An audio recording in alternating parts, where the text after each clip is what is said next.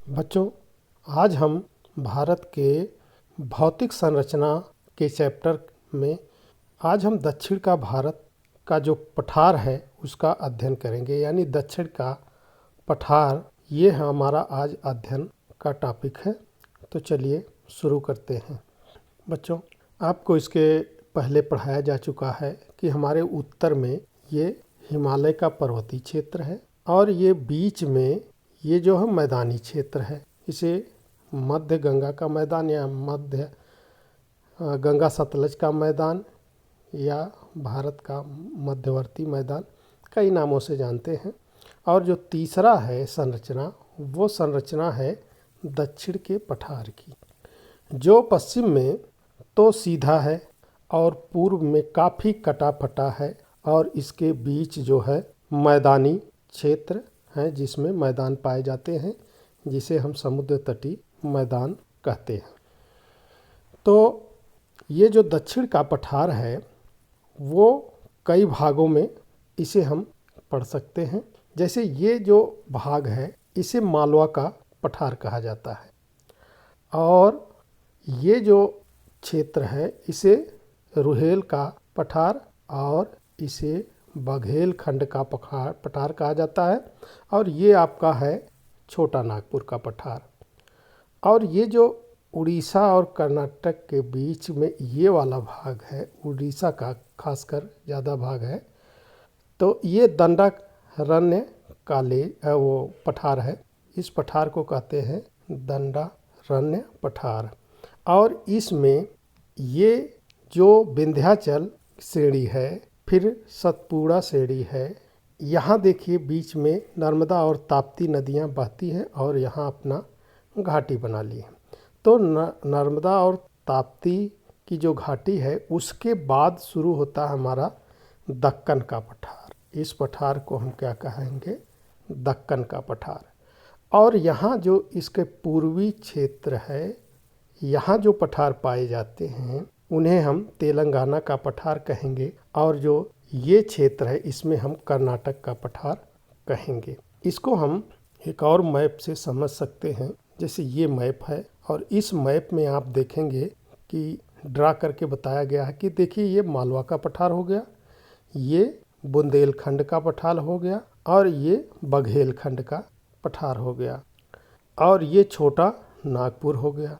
और यहाँ आपने दंडारण्य पठार देखे थे और ये जो है दक्कन का पठार हो गया और ये तेलंगाना और ये कर्नाटक का पठार हो गया। तो इस तरह जो दक्षिण का पठारी भाग है, पठारी भूमि है, उसको हम इस तरह छोटे छोटे भागों में देख सकते हैं और इसको इसी तरह छोटे छोटे शीर्षकों में पढ़ेंगे।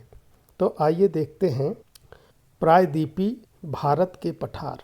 प्रायद्वीपी भारत कई छोटे छोटे पठारों में भी विभक्त है, जिनमें दक्कन का पठार, मालवा का पठार, बुंदेलखंड का पठार, बघेलखंड का पठार, छोटा नागपुर का पठार, तेलंगाना का पठार और मेघालय का पठार, कर्नाटक का पठार तथा दंडकारण्य का पठार। तो ये पठारों का विभाजन हो गया कि जो दक्षिण के पठार के छोटे छोटे भाग हैं या इसका विभाजन है। आइए देखते हैं।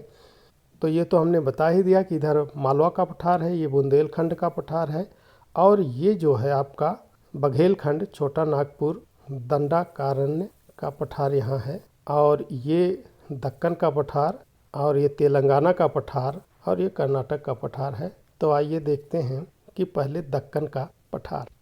सतपुड़ा श्रेणी के दक्षिण में स्थित प्रायद्वीप को दक्कन का पठार कहते हैं। इसको महाराष्ट्र पठार भी कहा जाता है। यह पठार पूर्वी तथा पश्चिमी घाट, सतपुड़ा, मैकाल तथा राजमहल की पहाड़ियों के मध्य लगभग 7 लाख वर्ग किलोमीटर में फैला हुआ है। यह क्रिटेशियस तथा पूर्व टर्शियरी काल में होने वाले ज्वालामुखी विस्फोट से निकले बेसिक लावा से इसका निर्माण हुआ है। ये आपको बताया जा चुका है। जो दक्षिण का पठार है इसका निर्माण क्या हुआ है? लावा मिट्टी से बना है और जो ज्वालामुखी के उद्गार से निकलने वाले मैग्मा से बना होता है। तो हमारा दक्षिण का जो पठार है वो लावा मिट्टी से बना हुआ है और लावा मिट्टी में ग्रेनाइट और बेसाल्ट दो तरह के शैल बनते हैं, ये आपको बताया जा चुका है। इसके अंतर्गत मध्य प्रदेश, छत्तीसगढ़, महाराष्ट्र, गुजरात, कर्नाटक, आंध्र प्रदेश राज्यों के भाग आते हैं। यह बेसाल्ट चट्टान से बना हुआ, देखिए यहाँ जो है वो क्या है, बेसाल्ट चट्टान से बना हुआ है। और आपको हमने बेसाल्ट चट्टान कैसे बनती है ये हमने बताया है कि जब मैग्मा पृथ्वी के अंदर धीरे धीरे ठंडा होता है तो ग्रेनाइट बनता है, और जब पृथ्वी के बाहर आकर के ठंडा होता है तो शीघ्र ठंडा हो जाता है और बेसाल्ट चट्टानें बनती हैं। बेसाल्ट चट्टानें धरातल पर ही बनती हैं। तो दक्षिण का पठार पर कौन सा शैल पाई जाएगी? बेसाल्ट शैल। अब आइए छोटा नागपुर का पठार। यह पठार झारखंड राज्य के पलामू, धनबाद, हजारीबाग व रांची जिले में विस्तृत है। महानदी सोन, स्वर्णरेखा, दामोदर इस पठार की प्रमुख नदियां हैं। राजमहल पहाड़ियां इस पठार की उत्तरी सीमा बनाती हैं। यह पठार कई भागों में बटा हुआ है। इसमें हजारीबाग का पठार, कोडरमा का पठार एवं रांची का पठार शामिल है। यहाँ पर ग्रेनाइट व नीस की चट्टानें पाई जाती हैं। यह पठार खनिज की दृष्टि से काफ़ी धनी है। यहाँ भारत के प्रमुख खनिज बॉक्साइट, अभ्रक, कोयला भारी मात्रा में पाए जाते हैं। वन संपदा की दृष्टि से भी इसका महत्व है। अब अगला है मेघालय का पठार। ये मेघालय का पठार पूर्वोत्तर राज्य में है और छोटा नागपुर के पूरब है। तो यहाँ की चट्टानें छोटा नागपुर के पठार की चट्टानें जैसी हैं। इस पठार के पश्चिम में गारो की पहाड़ियाँ तथा पूर्वी सिरे पर खासी एवं जयंतिया एवं मिकिर की पहाड़ियाँ फैली हुई हैं। इस पठार का निर्माण कैम्ब्रियन युग की ग्रेनाइट, नीस आदि चट्टानों से हुआ है। कालांतर में इसके ऊपर टर्शियरी क्रम की चट्टानों के निक्षेप फैल गए हैं और यहीं पर भारत का सर्वाधिक वर्षा वाला स्थान चेरापूंजी स्थित है। अब देखिए तेलंगाना का पठार। यह पठार प्रायद्वीप भारत का लगभग समतल भाग है, जिसे गोदावरी नदी ने दो भागों में बांट दिया है। तेलंगाना पठार तथा रायलसीमा का पठार। इस क्षेत्र में कैम्ब्रियन काल की ग्रेनाइट व नीस की चट्टानें पाई जाती हैं। उत्तरी भाग पहाड़ी विशेषता वाला है तथा वनों से ढका हुआ है, जबकि दक्षिण में स्थित रायलसीमा वाला भाग एक समतल भूमि है। अब कर्नाटक का देखिए। यह पठार कर्नाटक तथा केरल के कुछ भागों में विस्तृत है, जो अत्यंत विच्छेदित है।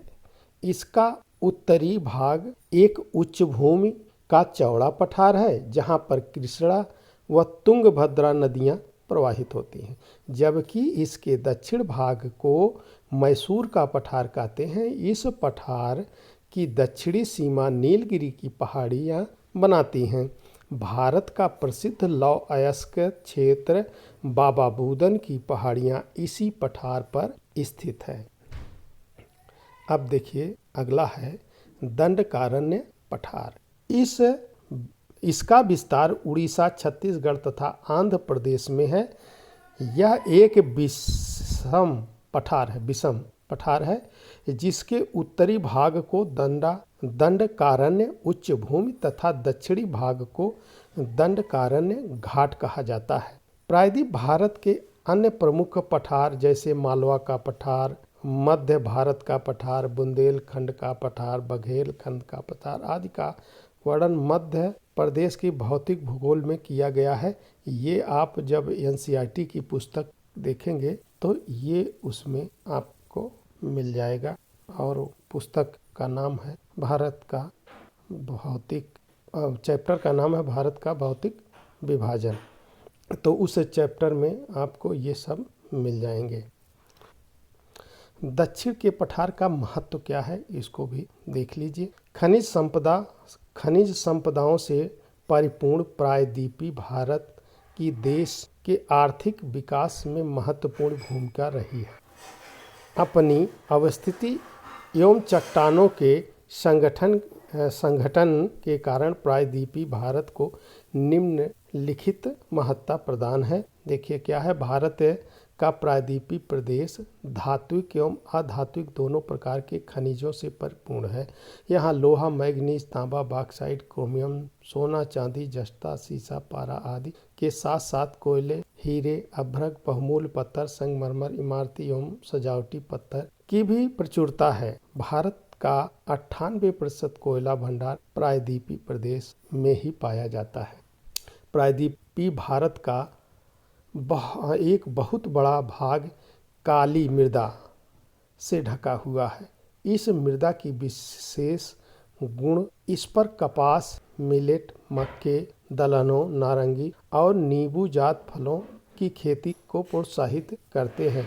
वैसे इस प्रदेश के कुछ हिस्सों में चाय, कॉफ़ी, रबस, काजू, मसालों, तंबाकू, मूंगफली और तिलहनों की खेती की जाती है। पश्चिमी घाट, नीलगिरी और पूर्वी घाट घने उष्णकटिबंधीय आर्द्र पर्णपाती एवं आर्द्र चीर रहित वनों से ढके हैं। इन वनों में सागवान, साखू, चंदन, एबोनी, महोगनी, बांस, बेंत, रोजवुड, आयरनवुड और विभिन्न वन संपदाओं की प्राप्ति होती है। तो जो पश्चिमी घाट है उष्ण आर्द्र जलवायु वाला है। यहाँ उष्ण आर्द्र वन पाए जाते हैं जो सदाबहारी वन होते हैं।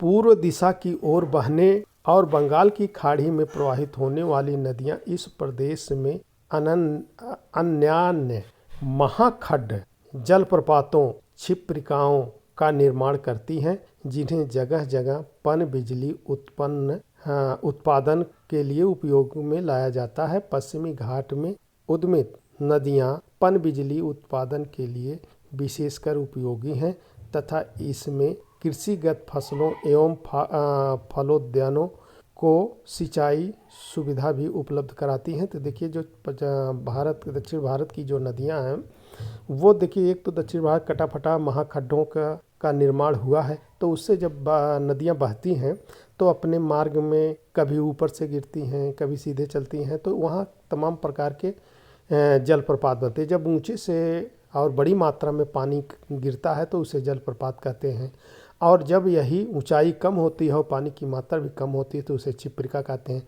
तो इस तरह क्षिप्रिका और महा जलप्रपातों का यहाँ भरमार है और इससे पनबिजली उत्पादन करने में सहायता मिलती है और इन नदियों से वहाँ फसलों की सिंचाई भी होती है। इस प्रदेश में अनेक पहाड़ी पर्यटन स्थल एवं शरण स्थली विद्यमान है, जिसमें से ऊटक मंडम यानी ऊटक मंड, ऊटी, कोडई कैनाल, महाबलेश्वर, खंडाला, मेथेरान, पंचमढ़ी, माउंट आबू सबसे महत्वपूर्ण है। ये पठारों पर ही हैं, ऊंचे ऊंचे स्थान पर हैं जहां लोग पर्यटन की दृष्टि से जाते हैं। पश्चिमी एवं पूर्वी घाटों में उच्च कोटि की औषधीय गुण वाले पौधे पाए जाते हैं। तो चूँकि सदाबहारी वन वहाँ पाए जाते हैं तो वहाँ विभिन्न प्रकार की औषधियाँ पाई जाती हैं, क्योंकि आप जानते हैं कि जहाँ सदाबहारी वन होते हैं या उष्ण आर्द्र जलवायु होता है वहाँ क्या होता है, विभिन्न प्रकार के जीव जंतु और वनस्पतियाँ पाई जाती हैं। तो उन वनस्पतियों में औषधीय गुण वाले भी वनस्पतियाँ पाई जाती हैं। प्रायद्वीप के पठारी और पर्वतीय क्षेत्र अनेक अनुसूचित जनजाति का निवास स्थान है। विंध्य के दक्षिण में द्रविड़ संस्कृति की प्रमुखता है। दक्षिण के पठार के पश्चिमी घाट पर वर्षा अधिक होने के कारण यह जैव विविधता की दृष्टि से संपन्न है, जिन्हें विश्व के हॉट स्पॉट में शामिल किया गया है। इसे तो हमने पहले ही बता दिया था। तो आज यहाँ दक्षिण का जो पठारी क्षेत्र है इसका अध्ययन हम लोगों ने कर दिया। अगले वीडियो में अगला चैप्टर या अगला जो अध्याय होगा या अगला जो प्रकरण आएगा उसको हम आपके सामने रखेंगे। तब तक इसको आप पढ़ लीजिए, नोट्स बना लें, जो इसके कंटेंट हैं उसको आप देख लें, उसको नोट कर लें।